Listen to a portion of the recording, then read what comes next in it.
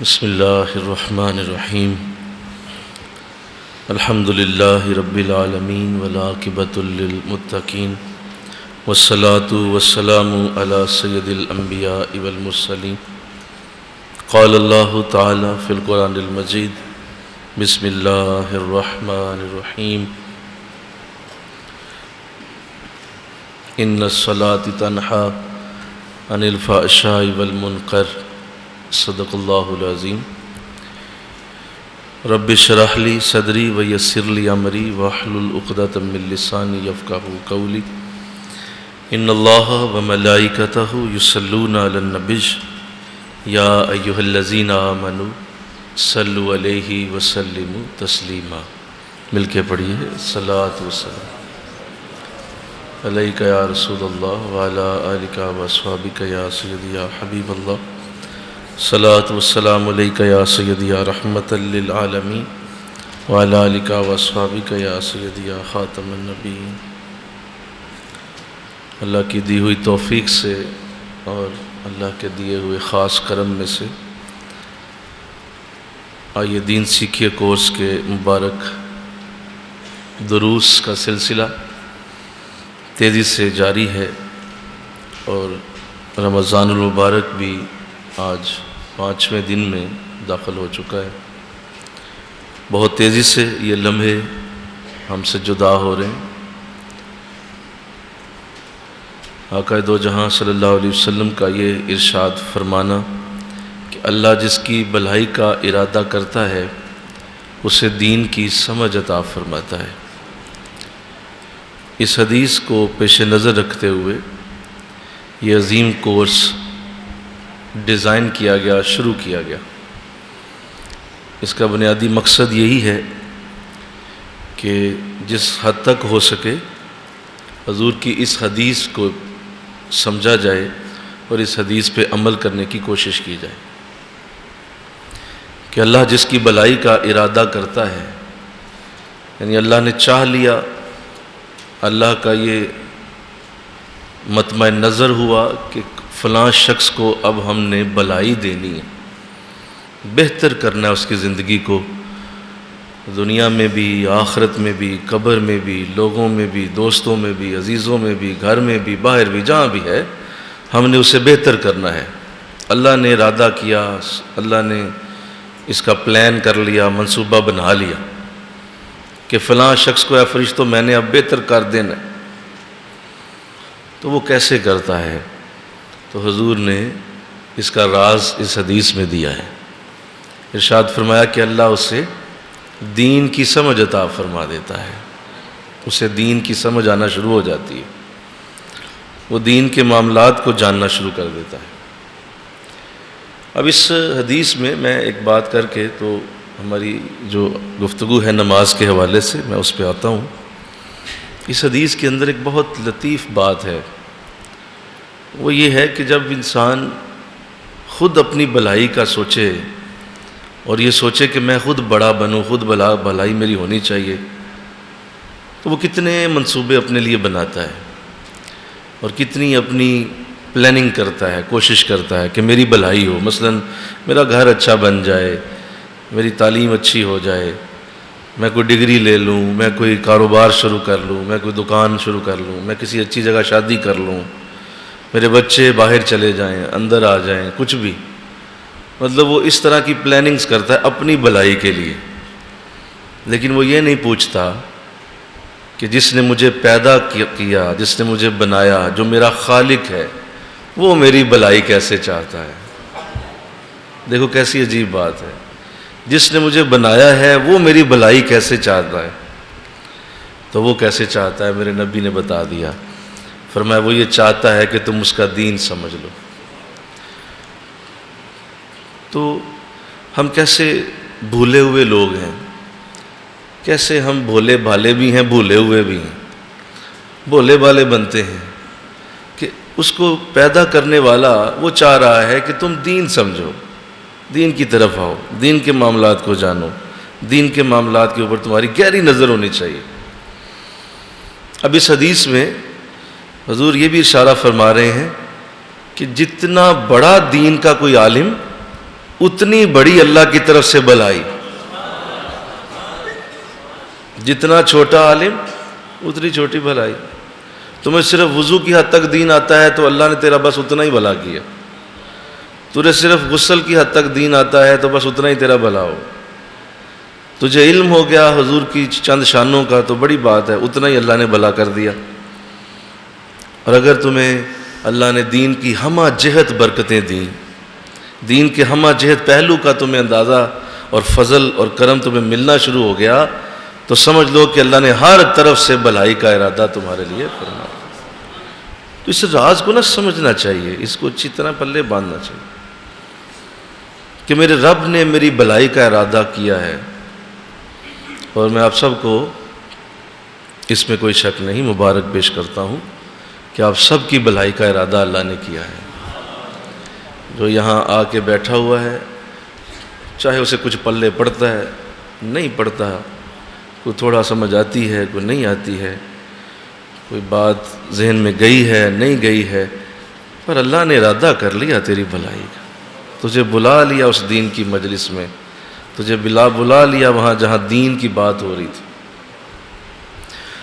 تو خیر اسی حدیث کو ذرا آپ اس کو الٹ پڑھیں اور اس کو ذرا الٹا دیں اور اس کا نیگیٹو پہلو سامنے رکھیں، اس کا جو دوسری طرف دوسرا رخ ہے، کیونکہ ہر بات کے دو رخ ہوتے ہیں.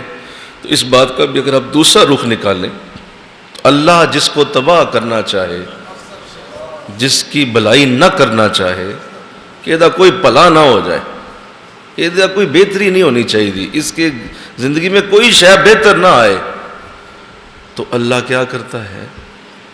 اللہ اسے دین سے دور کر دیتا ہے، اسے ان حلقوں سے ان مجالس سے دفع کر دیتا ہے. اس کا دل اچاٹ ہو جاتا ہے، اس کا دل بھر جاتا ہے. وہ کہتا ہے میں نہیں، یہ پتہ نہیں کی کر دو یار، میں سونا، نیند بڑی آئی، ریسٹ کرنا میں. تو یہ وہ نہیں کر رہا، میرا رب کروا رہا. یہ میرے رب کی پلاننگ ہے، یہ پلاننگ ہے میرے رب کی کہ وہ تجھے اس جگہ سے اٹھا کے دور کر دیا جہاں دین کی گفتگو تھی، کوئی اچھی باتیں تھی، کوئی اچھی گفتگو کا کوئی رنگ تھا. اب تو خود وہاں سے اٹھا ہے تو نہیں اٹھا، تیرے رب نے تیری بھلائی کا ارادہ ہی نہیں کیا. تو دیکھو میرے نبی نے کیسے قیمتی موتے دیے، مل کے کہو نا سبحان اللہ، کہ جن سے جو دین سمجھنے والے ہیں وہ ہمیشہ انرجی لیتے ہیں، اور دین سمجھنے والوں کو ایک خاص قسم کا نور ملتا ہے اور وہ اپنا کام جاری رکھتے ہیں. کہیں کہا تم گھر سے نکلو، تمہارے قدم جو دین کی طرف اٹھتے ہیں، میں وعدہ کرتا ہوں اے میرے امتیوں سن لو، تمہارے قدموں کے نیچے فرشتوں کے پر بچھائے جائیں. کہیں کہا کہ تم جو قدم کی محنت کرتے ہو، یہ جو قدم اٹھا کے آتے ہو، ان قدموں کے اوپر جب خاک پڑتی ہے، مٹی پڑتی ہے، تو اللہ دوزخ کی آگ کو حرام کر دیتا ہے. تو یہ اصل میں انرجی ہے دین سیکھنے والوں کے لیے. کیا ہے بولو؟ یہ انرجی ہے، لہذا اسے لینا چاہیے، بار بار لینا چاہیے، سمجھنا چاہیے. یہ جام پینے چاہیے حدیثوں کے. ذرا الرجی ڈبل ڈاؤن ہو لگے نا، اس حدیث کا جام اٹھاؤ پی لو، ذرا منہ سے لگاؤ، رج کے ڈکار مارو، میرے ربی نے کیا خوبصورت جام دیا. انرجی دوبارہ بڑی ہو جائے گی، دوبارہ توانا ہو جاؤ گے. تو اللہ تمہیں مبارک کرے، اور یہ تیزی سے گزرتے ہوئے لمحات اللہ اس پہ ہمیں مزید دین سیکھنے کی توفیق عطا فرمائے. سورہ فاتحہ کل مکمل کی گئی تھی، اور آج انشاءاللہ العزیز نماز کا اب سینٹرل پوائنٹ آنے والا ہے. نماز بنیادی طور پہ 3 حصوں میں تقسیم ہے. نماز کا پہلا حصہ قیام ہے، دوسرا حصہ رکوع و سجود ہے، اور تیسرا حصہ قعدہ ہے یعنی التحیات. تو یہ 3 حصے ہیں نماز کے. پہلا حصہ ہم نے تقریباً مکمل کر لیا ہے، تھوڑا سا رہ گیا ہے، آج میں اسے عرض کر کے تو پھر آج ہم نماز کا جو درمیان والا حصہ ہے، جو موسٹ امپورٹنٹ پارٹ، نماز کا جو سب سے اہمیت والا جز ہے، اس کی طرف آج چند باتیں ہوں گی. زیادہ تر لوگ سورہ فاتحہ کے بعد سورہ اخلاص پڑھتے ہیں، اور چونکہ چھوٹی صورت ہے، آسان بھی ہے، پھر لوگوں نے سنا ہوا ہے کہ اس کو پڑھنے سے قرآن کا ثواب بھی ملتا ہے. جس نے ایک بار پڑھی 10 پاروں کا ثواب ہے, 2 بار پڑھی 20 پارے ہیں, اور جس نے 3 بار سورہ اخلاص پڑھی اللہ اسے پورے قرآن کا ثواب عطا فرمائے گا. تو یہ لوگوں نے چونکہ سنا ہوا ہے تو زیادہ تر سورہ اخلاص ہی پڑھتے ہیں. تو یہ مسئلہ ذہن نشین کیجئے کہ نماز کی رکعتوں میں ایک ہی سورت کو بار بار پڑھنا یہ مناسب نہیں. یہ علماء فقہا نے اس پہ ناپسندیدگی کا اظہار کیا ہے کہ یہ ٹھیک ہے نماز ہو جائے گی لیکن یہ مناسب نہیں ہے. قرآن اور بھی ہے اسے بھی یاد کرو, ایک ہی سورت نہ پڑھتے جاؤ. ایک ہی سورت کو بار بار ہر رکعت میں پڑھنا یہ اس لیے مناسب خیال نہیں کیا گیا کہ اس کا مطلب آپ باقی قرآن نہیں پڑھتے. تو سورہ اخلاص جو ہے اس کو بہت زیادہ پڑھا جاتا ہے, اور یہ واحد صورت ہے جس صورت میں اللہ نے اپنی ذات کی گفتگو کو فرمایا اور اپنی پرسنالٹی جو بھی اللہ کی ذات ہے اسے بیان کیا. پورے قرآن میں اس سے زیادہ اللہ کی اپنی ذات کے بارے میں گفتگو موجود نہیں. یہ ایک صورت کٹھی اتار دی گئی جس میں اللہ نے اپنی ذات کو ایکسپلین کیا.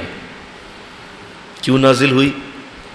آقا دو جہاں صلی اللہ علیہ وسلم کی خدمت میں یہ آئے تھے کفار, اور انہوں نے آ کے کچھ سوال کیے. جب حضور دین کی تبلیغ فرما رہے تھے اور اللہ کی طرف بلا رہے تھے تو انہوں نے آ کے سوال کیے کہ آپ ہمیں جس رب کی طرف بلاتے ہیں وہ کیسا ہے؟ کیا وہ لکڑی سے بنا ہوا ہے؟ استغفار بولو نا بھائی. کیا وہ پتھر کا ہے؟ کیا وہ کسی دھات سے لوہے سے بنا ہوا ہے؟ چاندی کا ہے؟ سونے کا ہے؟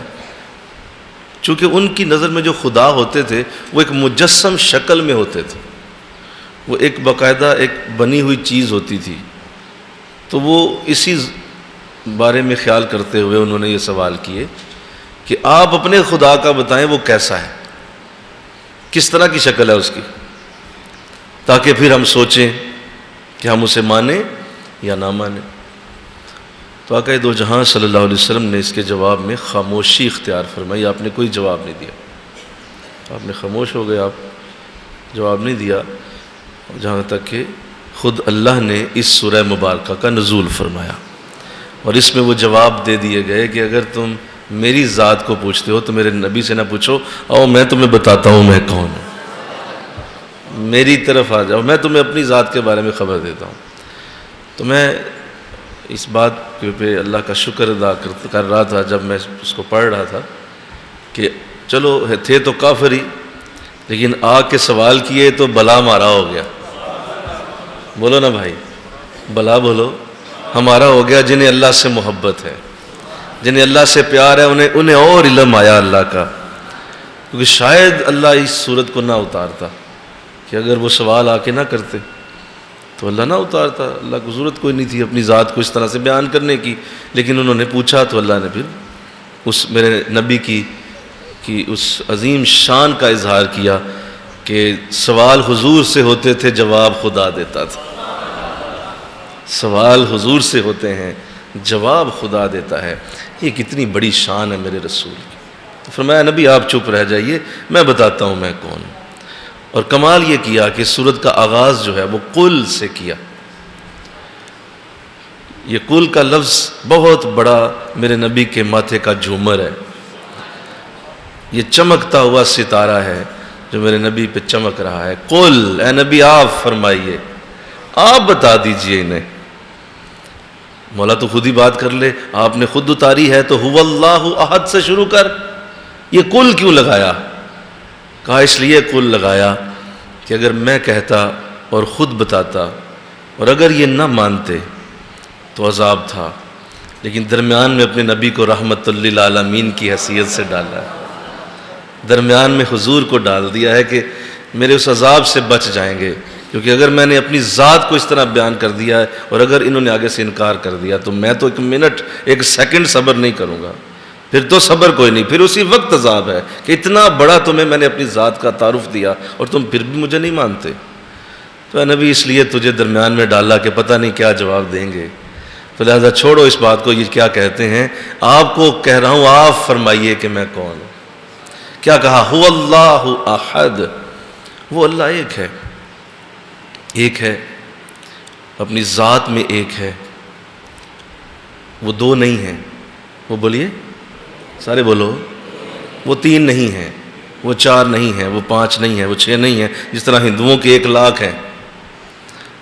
یہودیوں نے بھی حضرت عزیر علیہ السلام کو خدا کا بیٹا کہہ دیا، خدا کے ساتھ ملایا، حضرت عیسیٰ علیہ السلام کو بھی خدا کا بیٹا کہا، تو کئی خدا بنائے لوگوں نے، تو کہا نہیں، اللہ ایک ہے، وہ اپنی ذات میں احد ہے، وہ تقسیم نہیں ہو سکتا، ٹوٹ نہیں سکتا، احد دو حصوں میں بٹ نہیں سکتا، وہ واحد نہیں ہے، وہ احد ہے، واحد دو حصوں میں تقسیم ہو جاتا ہے اور پھر اسے جوڑ کے آپ ایک بنا لیں، لیکن احد دو حصوں میں تقسیم نہیں ہو سکتا۔ تو فرمایا ہم احد ہیں، ہماری ذات ایک ہے، اللہ ایک، یہ پہلا تعارف۔ پھر فرمایا اللہ الصمد، وہ بے نیاز ہے۔ بے نیاز مطلب اسے کھانے پینے کی حاجت نہیں ہے، اسے کسی چیز کی ضرورت نہیں ہے، اسے عبادت کی بھی ضرورت نہیں ہے۔ ساری دنیا کے لوگ بالفرض سجدے میں چلے جائیں، اس کی عظمتوں میں 1 انچ بھی اضافہ نہیں کر سکتے۔ ساری دنیا، ساری کی ساری انسانیت، جنات، فرشتے سب اس کے نافرمان ہو جائیں اور اس کو چھوڑ دیں اور اس کی عبادت ترک کر دیں، اس کی حکمتوں اور برکتوں میں 1 انچ کمی نہیں کر سکتے۔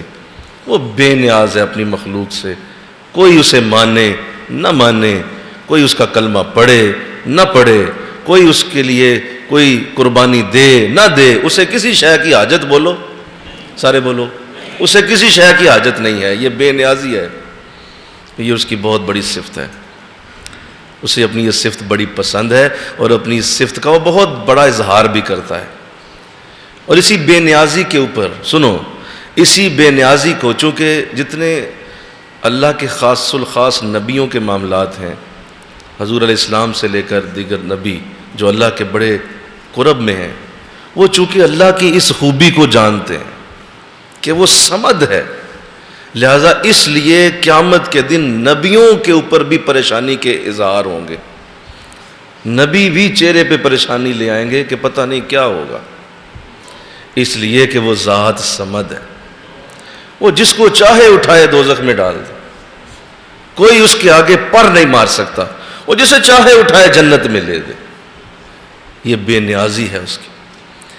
اور جتنا بڑا اللہ والا ہوگا، سنو، جتنا بڑا نیک ہوگا، اللہ والا ہوگا، وہ اتنا ہی اللہ کے سامنے رونے والا ہوگا۔ اس کی وجہ یہ ہے کہ وہ یہ جان جاتا ہے کہ وہ بے نیاز ہے، میں جتنی بھی عبادت، نیکی، درود، تلاوت کرتا چلا جاؤں، کیا پتہ ہے، بولو کیا پتہ کس وقت وہ کہاں سے ناراض ہو۔ تو اس کیفیت کو وہ لوگ جانتے ہیں، لہذا وہ اس کیفیت سے ڈرتے ہیں اور کبھی بھی اس حالت میں نہیں آتے کہ کوئی نہیں، کوئی ایسا مسئلہ نہیں، اللہ معاف کر، جس طرح بعض ایسے بے وقوف ہیں کہ وہ اس طرح کا جملہ کہتے کہ تو نہیں، ہم تو بخشے ہوئے لوگ ہیں، ہمیں معاف کر دیا گیا، ہم تو بخشی ہوئی قوم ہے۔ یہ تمہارا معاملہ نہیں، یہ یہودی کہا کرتے تھے۔ قرآن میں اللہ نے یہودیوں کی اس صفت کا ذکر کیا ہے کہ انہوں نے کیا سرٹیفکیٹ لیا ہے نبی، جو یہ بات کرتے ہیں کہ ہم اللہ کے لاڈلے ہیں، کہاں سے سرٹیفکیٹ لیا ہے انہوں نے؟ تو یہ تو یہودیوں کا طریقہ ہے۔ جو مسلمان کا طریقہ ہے وہ عاجزی ہے اور آنسو ہے، وہ رونا ہے، وہ تڑپنا ہے، وہ تو جھکنا ہے، اسے تو جھکنا آتا ہے۔ تو یہ صمد کی کیفیت بہت بڑی، وہ بے نیاز، اسے کسی شے کی حاجت، لم یلد، اس کا کوئی باپ نہیں ہے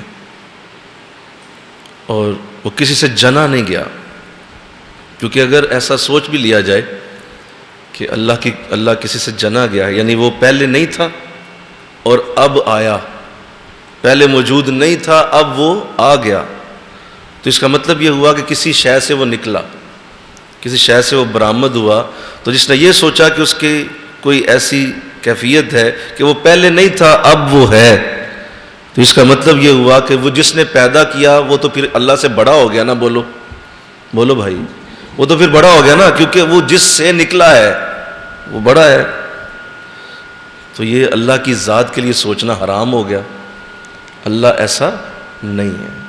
لم یلد، اس کا کوئی باپ نہیں، وہ کسی سے جنا نہیں گیا، وہ اپنی ذات میں یکتا ہے، وہ اپنی ذات کے اندر خوب ہے، اعلیٰ ہے. اور دوسرا کہا ولم یولد، اس سے بھی کوئی جنا نہیں گیا، اس کا بھی کوئی بیٹا نہیں. کیونکہ اگر بیٹا کہا جائے تو پھر بیٹا باپ جیسا ہوتا ہے، بیٹا بھی تو پھر خدا ہوگا. جیسے گھوڑے کا بیٹا گھوڑا، بولو، انسان کا بیٹا اسی طرح کا ہوتا ہے جس طرح کا انسان خود ہوتا ہے. تو اگر کہا جائے کہ اللہ کا بھی کوئی بیٹا ہے تو پھر وہ بھی تو خدا ہی ہوگا نا. اللہ خدا ہے تو وہ بھی خدا، تو یہ حرام ہو جائے گا. تو اللہ فرما رہا ہے مجھ سے کوئی جنا بھی نہیں گیا. اس لیے یہ سارے عقائد جو باطل عقائد ہیں، جس میں حضرت عزیر علیہ السلام کے لیے یہودیوں نے کہا کہ وہ خدا کے بیٹے ہیں، اس سے اس عقیدے کو اللہ نے ختم کر دیا. عیسیٰ علیہ السلام کے بارے میں کہا گیا کہ خدا کے بیٹے ہیں، اللہ نے ختم کر دیا. اور یہ کمال اللہ کی حکمت تھی کہ اپنے نبی کو بھی اس سے محفوظ رکھا. اس قدر بڑی برکتیں حضور رکھتے ہیں، اس قدر بڑی رحمتیں رکھتے ہیں. عیسیٰ علیہ السلام چند معجزے رکھتے تھے تو لوگوں نے آپ کی ذات کو دیکھ کے تو آپ کی ذات کو خدا کا بیٹا کہہ دیا. میرا نبی سر سے پاؤں تک معجزہ بن کے آیا. کم از کم حضور کی امت اتنی بڑی ظالم نہیں ہوئی آج تک کہ حضور کی امت نے حضور کو اللہ کا بیٹا نہیں کہا. یہ ہماری خوبی بھی تو، اس پہ بھی تو سبحان اللہ بولو نا. یہ ہماری خوبی ہے، حضور کی امت نے خدا کا بیٹا نہیں کہا انہیں. حالانکہ کتنے کتنے بڑے معجزے حضور سے ظاہر ہوئے، لیکن یہ جملہ آج تک حضور کی امت نہیں بولتی. ولم یولد، اس سے کوئی بھی جنا نہیں گیا. اور آخری صفت اتنی بڑی ہے کہ اس کو پڑھتے ہی ساری کائنات میں نور پھیل جاتا ہے. وَلَمْ يَكُنْ لَهُ كُفُوًا أَحَدٌ، اس جیسی کوئی مثال پیش نہیں کی جا سکتی. کوئی مثال میں نہیں اسے لا سکتا. وہ کیسا ہے، کس طرح کا ہے، ہاتھ پاؤں جسم، اس کی کیفیت کیا ہے، کوئی مثال نہیں. اور میں تم جو مثال دو گے وہ میں نہیں ہوں. دے دو جو مثال میرے بارے میں دینا چاہتے ہو، بولو میں کیسا ہوں، جو بولو گے وہ میں نہیں ہوں. کیا بات، جو تم بول دو گے وہ میں نہیں ہوں. وَلَمْ يَكُنْ لَهُ كُفُوًا أَحَدٌ، اس جیسی کوئی مثال، اس کی کوئی ہمسری نہیں کر سکتا. اس جیسا کوئی سوچ میں خیال میں لا نہیں سکتا کہ ایسا ہوگا خدا، اچھا یوں ہوگا. اس لیے آقا علیہ السلام نے باقاعدہ، سنو، حدیث میں اسے منع کیا. حضور نے اسے منع فرمایا کہ خبردار کوئی اللہ کی ذات کے بارے میں زیادہ غور نہ کرے، زیادہ نہ سوچے، گمراہ ہو جائے گا، ذہن اس کا آگے پیچھے چلا جائے گا، کیونکہ وہ سوچ میں آنے سے پاک ہے. وہ سوچ میں نہیں آ سکتا. لہذا چلو یہ ساری باتیں تو سورہ اخلاص میں جب کر دیں تو اب یہ 4 اللہ کی بڑی صفتیں ہیں جس کو اظہار کس کا اس صورت میں کیا گیا. ایک تو احد، 5 صفتیں، ایک تو احد، دوسری صمد، لم یلد ولم یولد، اور چوتھی کفواً احد. تو یہ 5 صفتیں جو پوری کرے گا بس وہی الہ ہو سکتا ہے، وہی خدا ہو سکتا ہے. تو اب کتنے ہی اس کے سامنے معبود لے آؤ، وہ ان 5 صفتوں کو پورا نہیں کر سکتے. ان 5 پیپروں میں پاس ہونا ضروری ہے، تب تم خدا بنو گے. تو جتنے بھی دنیا میں خدا بنائے پھرتے ہیں، آئیں اور سورہ اخلاص کا مقابلہ کر کے دکھائیں. آئیں، کھلا چیلنج قرآن کا 1400 سالوں سے برقرار ہے اور قیامت تک رہے گا. کوئی ایسی خوبیاں لائے اور پھر کہے کہ یہ خدا ہے. تو یہ 5 خوبیاں میرے خدا میں پائی جاتی. وہ احد بھی ہے، وہ صمد بھی ہے، لم یلد بھی ہے، ولم یولد بھی ہے، ولم یکن لہ کفوا احد بھی. تو اللہ نے اسے بڑا پسند کیا اور اس سورت کو اسی لیے اخلاص کا نام دیا گیا کہ جب کوئی اس حد تک اللہ کو پہچان لیتا ہے نا تو اس کے اندر پھر اللہ کے ساتھ ایک خاص جذبہ پیدا ہوتا ہے جسے اخلاص کہتے ہیں. خلوص پیدا ہوتا ہے اللہ کے ساتھ کہ میرا رب ایسا ہے اللہ. تو جب اس کو پڑھا جاتا ہے تو رکوع کیا جائے گا. رکوع جو ہے یہ بھی اللہ کو بڑا پسندیدہ عمل ہے. اور جیسے میں نے عرض کیا کہ جب بھی کوئی نماز پڑھتا ہے تو اصل میں وہ 3 انداز اختیار کرتا ہے. پہلا انداز ہاتھ باندھنے کا ہے، یہ بھی محبت کا ایک طریقہ ہے، کسی محبت والے کے آگے ہاتھ باندھے جاتے ہیں۔ دوسرا انداز جھکنے کا ہے، کسی محبت والے کے آگے آپ جھک جاتے ہیں۔ تو رکوع اصل میں وہ سٹیج کہ آپ جھک جاتے ہیں کسی کے آگے۔ یہ جھکنے کا جو انداز ہے یہ اللہ کی بارگاہ میں اتنا پسندیدہ ہے کہ اس کے فوراً بعد اللہ نے اپنی سند دی ہے کہ جو تم اس جھکنے میں بولو گے نا اسے اللہ سن لے گا۔ سمع اللہ لمن حمیدہ، ہم نے سن لیا جو تم نے ابھی بولا۔ تو سبحان ربی العظیم کے ترانے اس میں الاپے جاتے ہیں، اور میرا رب پاک ہے وہ عظیم ہے۔ چونکہ عظیم کہا، پہلے ہی عظیم کہہ دیا، دوبارہ اللہ اکبر کہنے کی ضرورت نہیں ہے کیونکہ عظمت کا اظہار ہو چکا ہے۔ پھر انسان سجدے میں جاتا ہے۔ سجدے دو ہیں اور رکوع ایک ہے۔ حالانکہ قرآن کا حکم جہاں پہ اللہ نے وَارْكَعُوا وَاسْجُدْ کہ سنو رکوع کرو اور سجدہ کرو، تو وہاں حکم دونوں کا اکٹھا ہی ہے، رکوع کرو اور سجدہ کرو۔ وَارْكَعُوا وَاسْجُدُوا، رکوع کرو اور سجدہ کرو، وہاں سجدے نہیں کہا۔ تو یہ دو کیوں ہو گئے؟ ہونا تو یہ چاہیے تھا کہ رکوع کی طرح سجدہ بھی ایک ہی رہتا، جس طرح رکوع ایک ہے سجدہ بھی ایک ہوتا۔ لیکن ہوا یہ تھا کہ جب فرشتوں نے اللہ کا حکم مانا اور اللہ نے حکم دیا آدم کو سجدہ کرو، تو آدم علیہ السلام کو سجدہ کیا گیا۔ جب سجدہ کر کے سر اٹھایا تو دیکھا کہ شیطان نے نہیں کیا، اور وہ کھڑا ہے اور وہ ڈھیٹ بن کے کھڑا ہے اور نہیں کر رہا سجدہ۔ تو فرشتوں نے اس لیے دوبارہ سجدہ کر دیا کہ مولا تجھ پہ ہزاروں برکتیں اتریں، تیری برکتوں ہمیں تیری برکتوں کا حصہ ملے، ہمیں ایک سجدے کی توفیق ملی، اس نے وہ نہیں کیا، شکر ہے مولا ہم دوبارہ تجھے سجدہ کرتے۔ وہ دوسرا سجدہ جو ہے وہ اللہ کو کیا گیا۔ پہلا سجدہ آدم کو تھا، دوسرا اللہ کو، شکرانے کا تھا۔ تو اللہ کو بڑا پسند آیا، اللہ نے کہا یہ بہت اچھا ہو، خوب، بڑی اچھی انداز اپنائی فرشتوں نے، تو اللہ نے اسے امت محمدیہ کے لیے پسند فرمایا۔ لہذا ہمیں دو سجدے دیے گئے اور رکوع ایک کا رہا۔ تو سجدہ اللہ کی بارگاہ کا قرب لینے کا سب سے اعلیٰ طریقہ ہے۔ یہ جملہ ہضم کر لو، سب سے اللہ کی بارگاہ کا زیادہ قرب لینے کا بڑا طریقہ سجدہ ہے۔ اور اللہ نے قرآن میں متعدد مقامات پہ اس کا ذکر کیا کہ ہم نے سجدے کو اس طرح سے رکھا ہے کہ پوری کائنات ہمیں سجدہ کرتی ہے، اور پوری کائنات کسی نہ کسی انداز میں اس عبادت کو کرتی، اور وہ کبھی بھی سجدے سے باہر نہیں آتی۔ سورج کے بارے میں بھی کہا گیا، آقا علیہ السلام نے فرمایا سورج جب دن کے درمیان میں ہوتا ہے تو اس وقت وہ قیام میں کھڑا ہوتا ہے، اور جب وہ ڈھلنے کی طرف جاتا ہے تو وہ رکوع میں چلا جاتا ہے، اور جب وہ غروب ہو رہا ہوتا ہے تو وہ اللہ کی بارگاہ میں سجدے میں جا رہا ہوتا ہے۔ تو لہذا سورج بھی ہمیں سجدہ کرتا ہے، اور اسی طرح دنیا اللہ نے کسی نہ کسی طرح ایسا بنایا۔ تو سجدہ یہ ایک مرغوب ترین عبادت ہے، مرغوب ترین، اور اس کی کیفیت کا مزہ اس سے پوچھو جو سجدے کے مزے کو سمجھتا ہے، جو سجدے کے مزے کو جانتا ہے کہ سجدے میں کتنا مزہ۔ اور اس حدیث کو جب حضور نے بیان کیا ہوگا تو صحابہ نے جب اسے سنا ہوگا تو کتنا سجدے سے پیار ہو گیا ہوگا۔ فرمایا کہ اے میرے صحابہ سنو، جب تم سجدہ کرتے ہو تو سجدہ تم صف پہ نہیں کرتے بلکہ اللہ کے قدموں پہ سجدہ کرتے۔ اور ایک حدیث میں اس سے بھی آگے فرمایا قدموں پہ تو سجدہ ہوتا ہی ہے، لیکن اگر اور محبت سے کرو تو سنو تمہارا سر اللہ کی رحمت کی گود میں جاتا ہے۔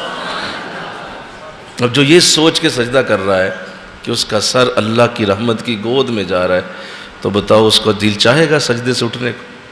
اس کا جی چاہے گا کہ سجدہ ختم ہو؟ لہذا آج تو سجدوں کے شوق ہی مٹ گئے، اور جیسے میں نے پہلے درس میں بتایا کہ لوگ صرف سبحان ربی اللہ کر کے تو اٹھ جاتے ہیں، بس یہی ہے۔ اور اس کو سجدے کی وہ اصل کیفیت، وہ سجدے کا مزہ اور سجدے کا جو ایک خاص اس کے اندر ایک چس ہے وہ لینے کی کوشش ہی نہیں کرتے، اطمینان کا انداز سجدے میں لاتے ہی نہیں۔ بہت بڑی چیز، اور اس کی بڑی ویلیو ہے اللہ کی نظر میں۔ اس کی وجہ ایک بہت بڑی یہ بھی ہے کہ انسان کے جتنے بہترین اعضاء ہیں، جسم کے سب سے خوبصورت اعضاء جسم کی سب سے حسین چیزیں وہ اللہ نے سر کے اندر رکھی. جسم کے سارے خوبصورت ترین جز سر کے اندر ہیں. تمہاری آنکھیں سر میں ہیں، دیکھنے کی قوت سر میں، تمہاری سننے کی قوت کان یہ بھی سر میں ہے، تمہاری سونگھنے کی قوت ناک یہ بھی سر میں ہے، تمہاری بولنے کی قوت زبان یہ بھی سر میں ہے. یہ ساری خوبصورت چیزیں. اور سب سے بڑی چیز اللہ نے جس کو بڑی عزت دی ہے وہ انسان کی پیشانی ہے، ماتھا، جو اشرف ترین جز ہے پورے کے پورے جسم میں، وہ اشرف ترین اعلیٰ ترین جز ہے پیشانی.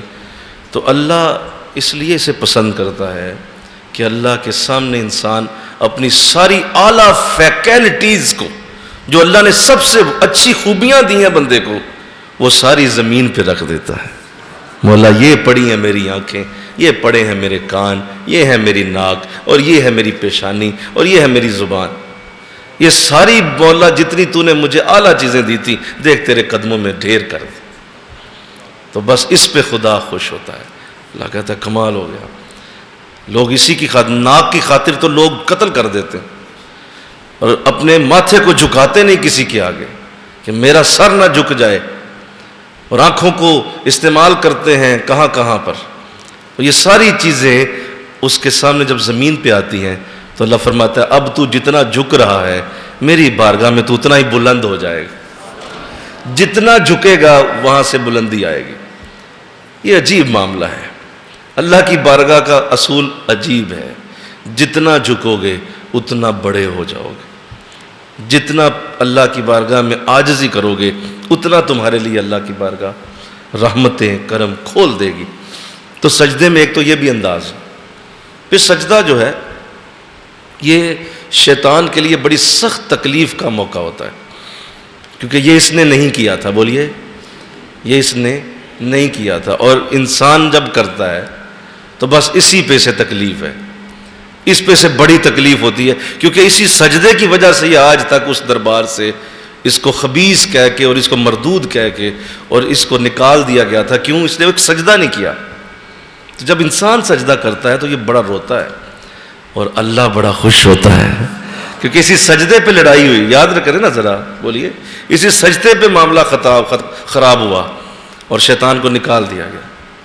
سجدہ کیوں نہیں کیا؟ تو جب بندہ سجدہ کرتا ہے تو اللہ خوش ہوتا ہے اور شیطان جو ہے وہ پریشان ہوتا ہے. اور قرآن میں باقاعدہ موجود ہے، جب اس نے چیلنج کیا تھا اور اس نے کہا تھا میں تیرے بندوں کو نہیں چھوڑوں گا، میں دائیں سے آؤں گا، بائیں سے آؤں گا، آگے سے آؤں گا، پیچھے سے آؤں گا، میں چاروں طرف سے گھیروں گا.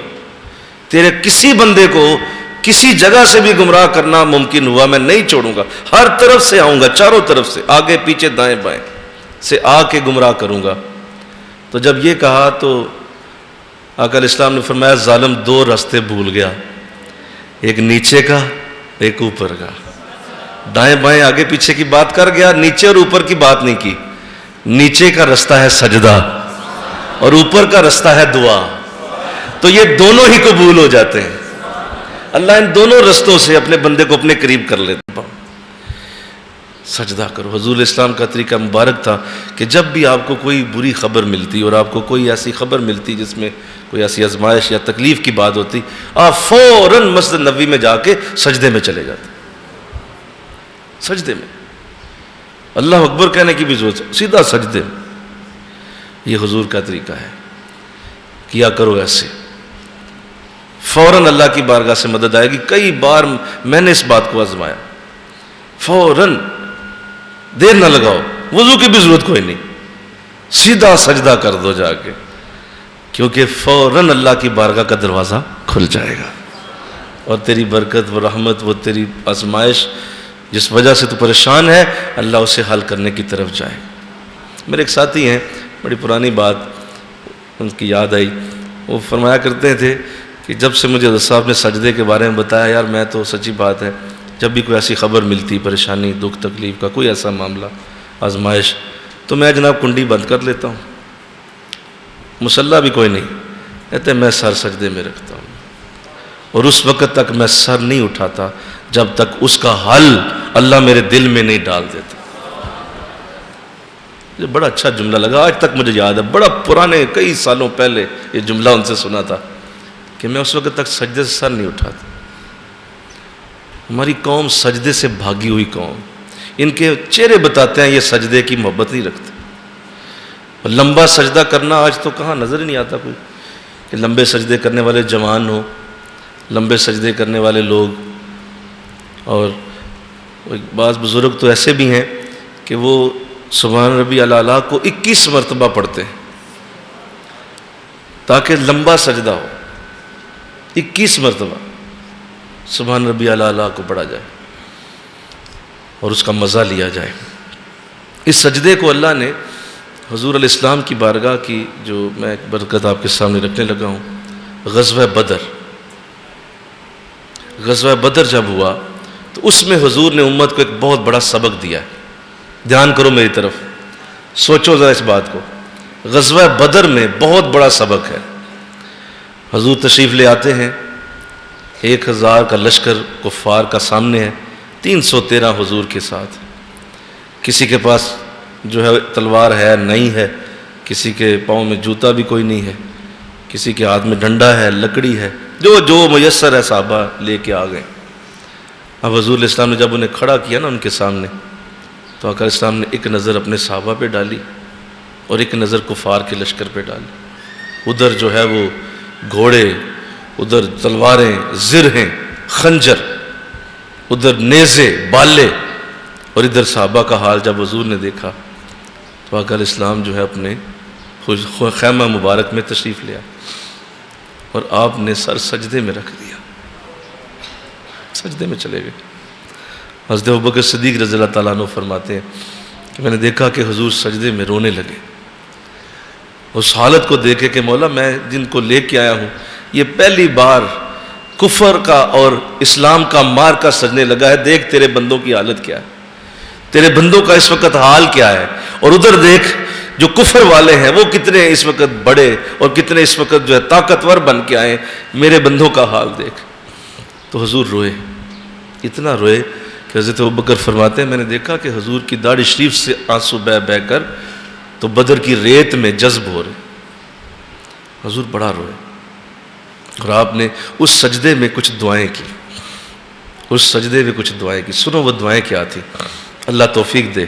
جب کبھی کوئی مصیبت آ جائے نا تو حضور کی صدا کو پورا کرو، جب کوئی پریشانی آ جائے نا تو صدا کو پورا کرو۔ یہ حضور نے امت کو سبق دیا۔ جب تمہارے اوپر بھی بدر جیسی صورتحال آئے، آہا، کوئی زندگی میں تمہارے بھی بدر آ جائے، آتے ہیں بدر کہ نہیں آتے ہیں؟ آتے ہیں، بڑے بدر آتے ہیں، احد بھی آتے ہیں، خندق بھی آتے ہیں۔ تمہاری زندگی میں یہ ساری جنگیں آئیں گی، تو جب بھی آئیں میرے نبی کا یہ انداز پورا کرو۔ حضور نے دعا مانگی، فرمایا مولا آج اگر یہ مٹ گئے، یہ 313 اگر آج مٹ گئے اور یہ اگر آج ہار گئے تو مولا میں تیرا نبی ہو کے تجھ سے یہ کہہ رہا ہوں، تیرا محبوب ہو کے کہہ رہا ہوں، اور میری اس بات کو تو نوٹ کر لے، میری اس بات کو تو ابھی سے سن لے۔ مجھے بھی پتا ہے، میں بھی سمجھتا ہوں تیری حکمتوں کو، لیکن اپنی حکمتیں، تیری حکمتیں بڑی ہیں، اعلیٰ ہیں، لیکن میری بات بھی سن لے۔ اگر یہ ہار گئے آج تو مولا تیرا نام لیوا دنیا سے کوئی نہیں ہوگا، کوئی تیرا نام لے گیا تو میں بھی دیکھوں گا کون تیرا نام لیتا۔ ان کو ہارنا نہیں چاہیے آج یہ ہارے نہیں۔ اور یہ نبی کہاں دعا کر رہا ہے؟ بدر کی ریت پہ سجدے کے اندر۔ یہ دعا مسجد نبوی میں جا کے نہیں کی ہے، یہ دعا آپ نے حرم کعبہ میں جا کے نہیں کی ہے، یہ آپ نے بدر کی ریت کے اوپر سجدے میں کی ہے۔ سمجھو بات، سجدہ سنو، جہاں بھی کرو گے حرم کی برکت خود ہی کھچتی ہوئی آئے گی وہاں۔ سجدہ جہاں بھی کرو گے مسجد نبوی کی برکت بھی کھچتی وہاں آ جائے گی۔ وہ جگہ کوئی بھی ہو، تم جہاں سجدہ کرو گے ساری رحمتیں امٹتی ہوئی اسی جگہ پہ پہنچ جائیں گی۔ انسان کے لیے وہ فرق مٹا دیا جاتا ہے کہ تو کہاں سجدہ کر رہا ہے۔ اللہ کو جگہ، مکان، وقت، کسی شے کی اس وقت کوئی پابندی کی حاجت نہیں، جہاں سجدہ کرو گے اللہ کی رحمتیں امٹ آئیں گی۔ تو حضور یہ نہیں کہ اچھا بھائی رکو ذرا میں مسجد نبوی چلا جاؤں جہاں ریاض الجنہ ہے، میں ریاض الجنہ میں جا کے سمجھ رہے ہو بات جو میں کہہ رہا ہوں؟ اور سمجھ رہے ہو کہ نہیں سمجھ رہے ہو؟ ریاض الجنہ جا کے سجدہ کروں؟ نہیں، ایسا نہیں کیا آپ نے. یا ٹھہرو میں مکے نہ ہوں، حرم میں جا کے میں ذرا جا کے نا کعبے کے دیوار کے ساتھ سجدہ کر کے آؤں. نہیں، بدر کی ریت پہ سجدہ کیا ہے اور فرمایا مجھے یہیں پہ تیری مدد چاہیے، اسی جگہ چاہیے، سجدے میں. اللہ. تو حضرت ابوبکر فرماتے ہیں کہ میں نے دیکھا کہ حضور کی ہچکی بند گئی، ہچکی لے لے کے آپ نے روئے. اور جب رو رو کے حضور کو میں نے دیکھا کہ آپ کا چہرہ مبارک اس قدر جو ہے وہ پریشان تھا کہ آپ کے چہرے کے آنسو جو ہیں وہ آپ کے پورے چہرے کو بھگو چکے تھے. اور آپ فرماتے ہیں میں نے دیکھا کہ حضور کے چہرے پہ اچانک مسکراہٹ آ گئی. سجدے کے بعد آئے گی تمہارے بھی مسکراہٹ، تم کرتے نہیں ہو اصل میں. مسکراہٹ آ گئی. میں نے دیکھا حضور مسکرائے. فرمایا ابو بکر مبارک ہو. میں نے کہا حضور خیر مبارک کس بات کی؟ فرمایا ابو بکر مبارک ہو، اللہ نے 1000 فرشتے بھیج دیے ہیں. 1000 فرشتے مدد کے لیے آ گئے. حضور پھر سجدے میں چلے گئے. ایک نیا سبق دیا، اگلی مدد لینی ہو پھر سجدے میں چلے جاؤ. پھر سجدے میں چلے گئے، پھر روئے، پھر روئے، پھر کھڑے ہوئے. فرمایا ابوبکر مبارک ہو، 1000 فرشتے اور آ گئے. پھر سجدے میں چلے گئے، پھر کھڑے ہوئے. فرمایا ابوبکر مبارک ہو، اللہ نے اور بھیج دیے. پھر سجدے میں چلے گئے. اور آپ فرماتے ہیں میں نے دیکھا، ابوبکر فرماتے ہیں کہ حضور اس حالت میں جا چکے تھے کہ مجھے لگا کہیں حضور فوت نہ ہو جائیں. میں نے آپ کے کندھے پہ ہاتھ رکھا، میں نے کہا حضور بس کیجئے، 3000 فرشتے تو آ چکے. فرمایا نہیں ابو بکر، سجدے سے نہیں اٹھوں گا، اس وقت تک نہیں اٹھوں گا. میں دیکھ رہا ہوں سامنے شیطان بھی ان کے ساتھ ہے. جب تک میرا خدا بھی نہیں شامل ہوتا میں سجدے میں ہی رہوں گا. میرا خدا بھی آئے میرے ساتھ.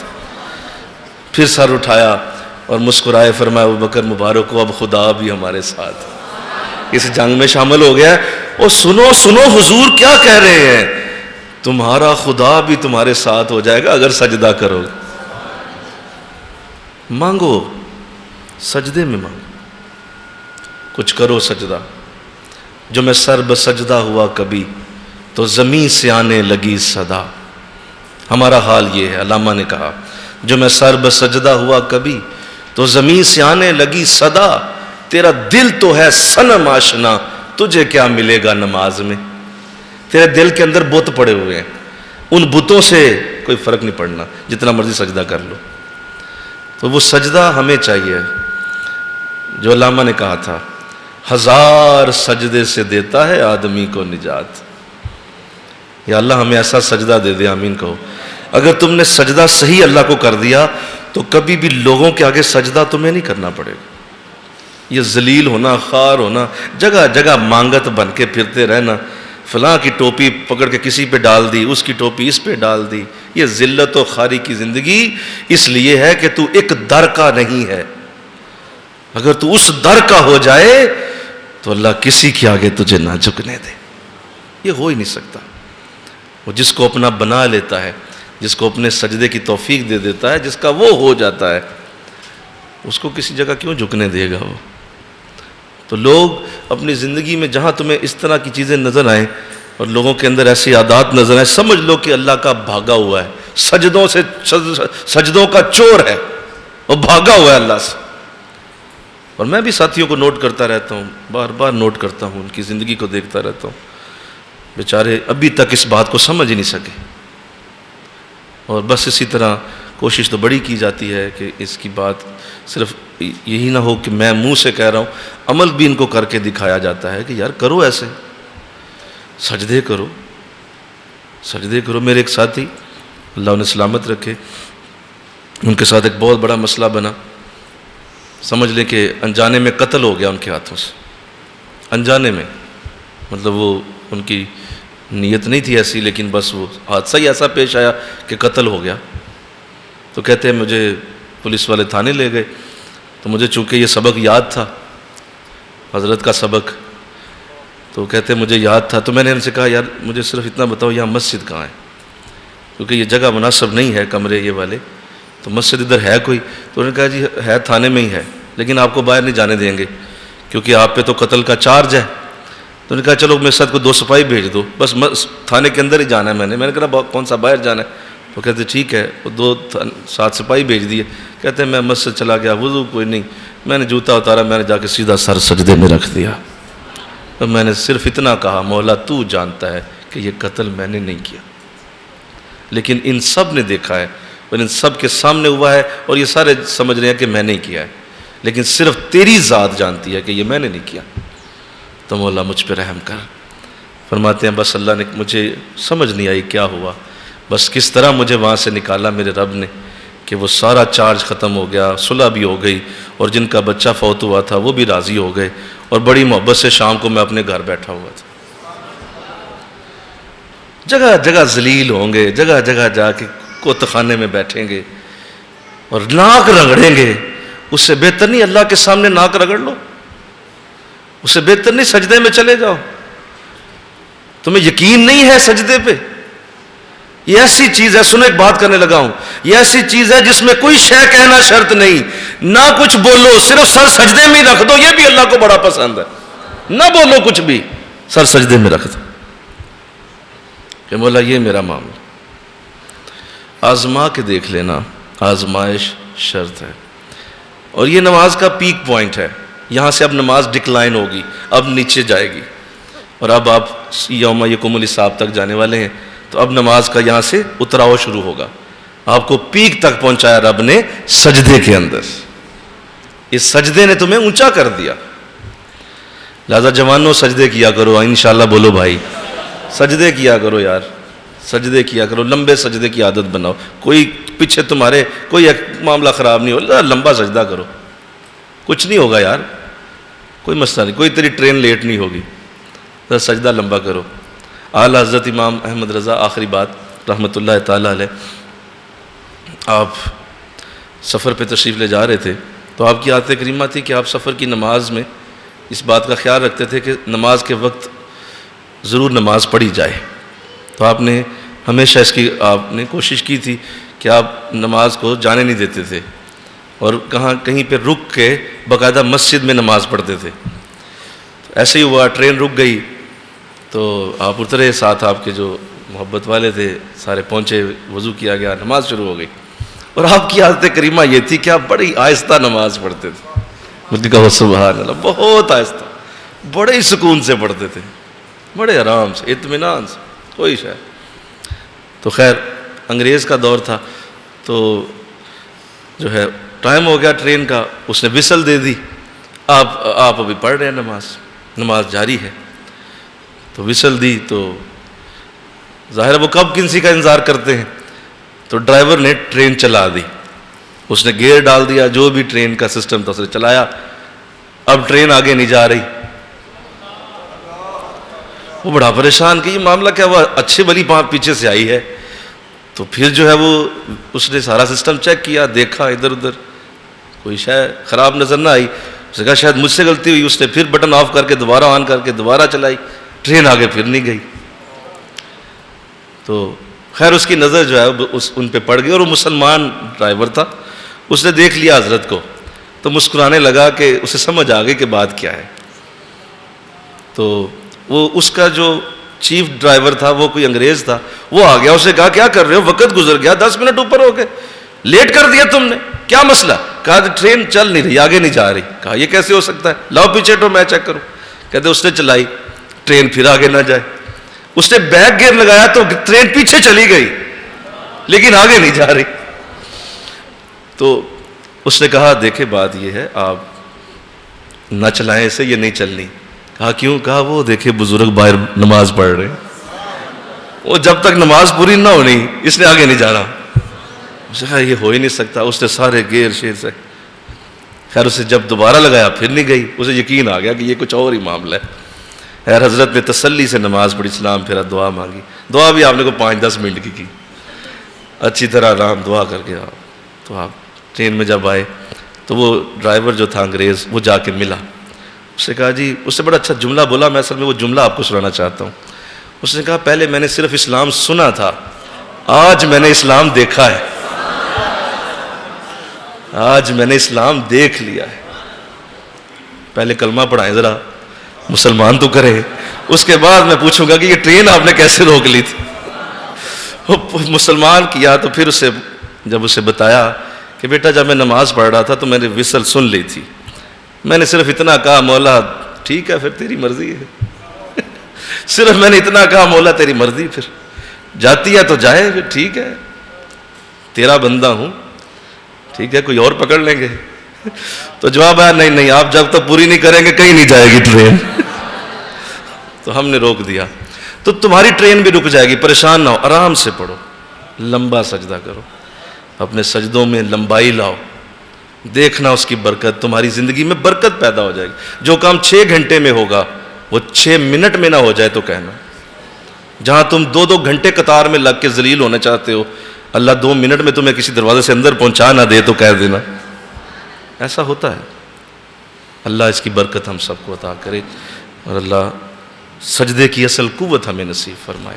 وما علینا الا البلاغ۔ آمین۔ اللہ